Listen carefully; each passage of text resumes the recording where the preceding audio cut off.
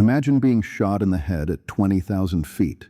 Imagine watching the world go dark, not in an instant, but slowly, like a curtain drawing closed across your eyes. Half your body stops responding. Your plane begins to roll. Below you, nothing but the open Pacific Ocean. And you are 4 hours and 47 minutes from home. Now imagine flying anyway. This is not fiction. This is the story of Saburo Sakai, Japan's most celebrated fighter ace, a man who cheated death so many times that his enemies began to wonder if he could die at all. August 7th, 1942. The Solomon Islands. American Marines are storming ashore on Guadalcanal in the first major Allied offensive of the Pacific War. The skies above the island are about to become a killing ground. And somewhere in the cockpit of a Mitsubishi A6M0, Saburo Sakai is heading straight into it. To understand what happened that day, you have to go back to the beginning. Back to a farm in Saga Prefecture, Japan, in the year 1916. Saburo Sakai was born on August 25th of that year into a family that had once been samurai. His ancestors had fought in the Japanese invasions of Korea in the 16th century. By the time Saburo arrived, the third of 4 sons, his very name meaning third son, that warrior lineage had been reduced to the hard work of farming the Japanese countryside. Then, when Saburo was just 11 years old, his father died. His mother was left alone to raise 7 children. A maternal uncle stepped in and paid for Saburo to attend high school in Tokyo. He didn't take to it. He went home. And on May 31st, 1933, at the age of 16, Saburo Sakai walked into a recruitment office and enlisted in the Imperial Japanese Navy. He was not yet the pilot who would terrify the Pacific. He was a teenager assigned to a battleship turret. But something inside him was restless, hungry for something greater than loading guns. In 1936, he applied for pilot training. What happened next astonished everyone, including Sakai himself. He graduated first in his class at the Naval Air Training Facility in Tsuchiura in 1937. The honor was so rare, so absolute, that Emperor Hirohito presented him personally with a silver watch. A farm boy from Saga. A silver watch from an emperor. He was now a pilot, and the world was about to give him plenty of practice. By 1938, Sakai was flying combat missions over China in the Mitsubishi A5M, Japan's frontline fighter of the era. He took a wound. He kept flying. In October 1939, he shot down a Soviet-built DB-3 bomber over Chinese skies, his first confirmed kill. He was 23 years old. Then came the Zero, the Mitsubishi. A6M0 was a marvel of Japanese engineering, fast, maneuverable, lethal. Sakai was hand-selected to fly it in field combat tests over China in 1940. He took to it the way a sword takes to the hand of a master.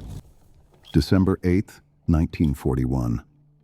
The day after Pearl Harbor, Sakai, now flying with the elite Tainan Air Group based in Taiwan, joined 44 other Zeros in a strike on Clark Airfield in the Philippines. He downed American aircraft. He was relentless. Days later, he was credited with shooting down a B-17 Flying Fortress piloted by Captain Colin Kelly, the very first B-17 lost in the entire war. By 1942, the Tainan Air Group had moved to Lae, on the northern coast of New Guinea, and Sakai's kill count was climbing fast. He had already become, in the eyes of his fellow pilots, something close to untouchable. The legend was beginning to calcify around a living man. And legends, as every pilot knows, have a way of making you careless. On the evening of May 16, 1942, Sakai and 2 fellow aces, Hiroyoshi Nishizawa and Toshio Ota, were sitting at their base listening to an Australian radio program playing Camille Saint-Saëns' haunting composition, Danse Macabre. Someone got an idea. The next day, after a combat mission, the 3 men did not return to base. Instead, They dove down toward an Allied airfield and performed 3 loops in close formation, an aerial ballet above the guns of their enemies. Not a single anti-aircraft round was fired. The Australians were too stunned to shoot. The following day, an Allied bomber flew over the Japanese base and dropped a note attached to a ribbon. It read, "Thank you for the wonderful display of aerobatics.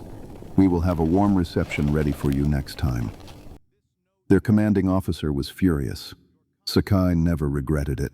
That was the summer when everything still felt possible. August 7, 1942 was supposed to be a mission like many others. The Americans had landed on Guadalcanal. Sakai's unit launched from Rabaul, Japan's great Pacific stronghold, and flew south. The skies were already full of American fighter planes. Grumman F-4F Wildcats, and the pilots flying them had a new trick. The thatch weave, a 2-plane defensive tactic that Japanese Zero pilots had never seen before. Sakai watched it from above and felt something he had rarely felt in the air. Respect. He engaged anyway. In a dogfight that has since become one of the most studied aerial duels of the entire war, Sakai tangled with Lieutenant James "Pug" Southerland, an American Navy pilot of extraordinary skill. They traded altitude and speed, advantage and counter-advantage, for what felt like an eternity. Sakai finally landed a burst from his 20mm cannon beneath the left-wing root of Southerland's Wildcat. Southerland parachuted to safety. The duel was done. Then Sakai made the mistake that would haunt him for the rest of his life. He spotted a group of aircraft near the island of Tulagi. He identified them as Wildcats. He dove to attack. They were not Wildcats. They were SBD Dauntless dive bombers. Slower, heavier, but armed with rear gunners who knew exactly what to do when a Zero came at them from behind. The tail gunner on one of those SBDs, a Navy man named Harold Jones, had one brief window. He took it. A .30 caliber bullet punched through Sakai's canopy and tore into the right side of his skull. The world exploded into white, then into darkness.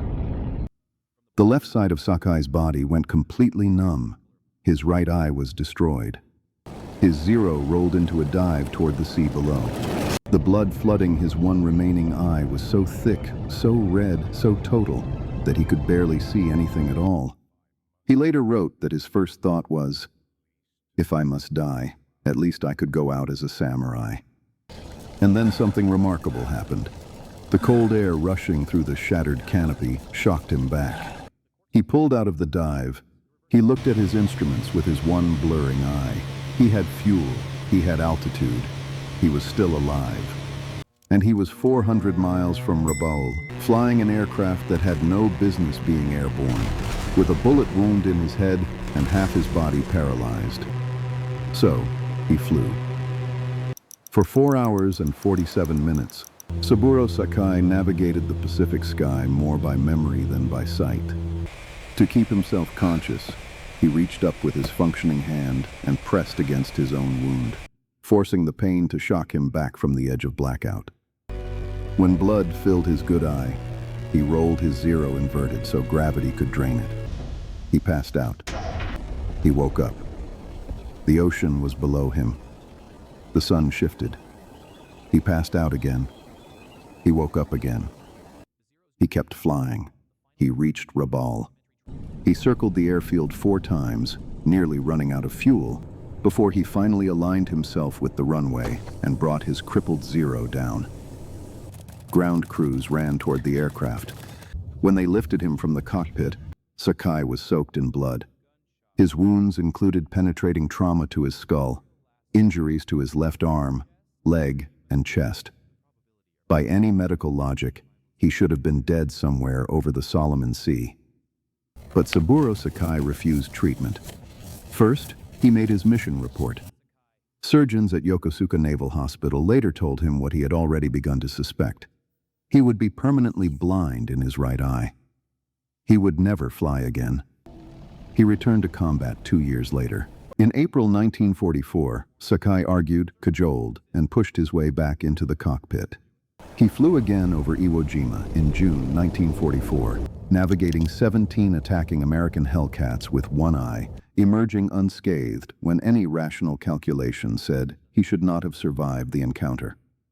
In July 1944, he was ordered to lead a kamikaze mission. He searched for the American fleet. He could not find it. He brought his men home. The war ended. Sakai survived it.